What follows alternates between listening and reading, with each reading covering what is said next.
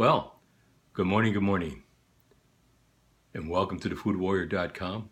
My name is David Michael Colores, and I'm the Food Warrior. I wanted to tell you a little bit about myself. And this happened to happen when I was graduating from St. Rose, and my dream was to become an artist. And I really only had one competition, I believed at the time. But anyway, I went to Boys Tech, but you had to take an entrance exam to be let in. So I begged Sister Regina Maria to let me take the test, but she really didn't want to. She didn't think I was smart enough, and I was just going to waste my time going. But I begged her, I pleaded with her, so she reluctantly relented and allowed me to go to Boys Tech and take this entrance exam. And I can remember this as though it was yesterday. I was situated right in front of her desk, and she got up. She held a piece of paper with her both hands, just looking at me, and it appeared to me that she didn't even blink, and she just walked right towards me, laid the paper down, made an about face, and went back to her desk without saying a word. I flipped it over, and to my surprise, I got a B plus and was accepted into Boys Tech. Well, so I was extremely happy. So the following fall, I go to Boys Tech, and it was a very it was a rather prestigious school, high school, public.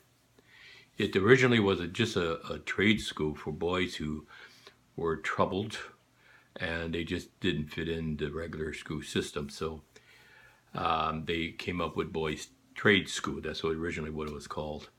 But it grew into much better than that. So they basically called it Boys Tech, because they had plumbing, electrical, printing, learning how to do blueprint, commercial art, a lot of different things. So you went through an exploratory first semester. For 6 weeks you did this, and then the next 6 weeks you went in plumbing. And following 6 weeks, I believe it was 6 weeks, so it may have been the first full year. I'm sure that's what it was. But you had your math and your English and all the other necessary history, necessary subject that you needed to graduate for high school. So anyway, I finally got into my my third semester, and decided to continue on with my art dreams, and got into commercial art. Well, I took every art class I could take after math and English and so on and so forth, and suddenly realized that these young men were very, very talented. And I was very good at copying. I mean, I could look at a situation and draw it, or take a look at somebody else's work and recreate it, and it was pretty good. But I really felt I was over my head. And so what happened? I talked my parents into allowing me to transfer from Boys Tech to West Division, and they didn't quite understand why I was doing this, because they knew what I wanted to do with my life. But anyway, they relented and allowed me to transfer to West Division. And I'm going to tell you, folks, the moment I walked through the door, I realized I made a big mistake. The only class they had that involved art was arts and crafts, so I might as well have been not even taking the class. I wasn't really going to learn anything there. At least that's what I felt. I eventually did, but it was other areas that I learned something from there from my teacher. So, but anyway, it really, and I would always tell people the reason why I left Boys Tech was because because there weren't any girls there. I just couldn't take it being with all the boys, and I said that for many, many, many years. And it wasn't until my mid-50s, believe it or not, that I had finally admitted to myself that the real reason why I left Boys Tech was because I couldn't deal with the competition. I didn't know how to handle it. So I just lied and said I didn't want to go there because of the absence of girls. But, you know, the story is that, you know, instead of challenging myself and really working hard and practice what I wanted to do, because I never practiced.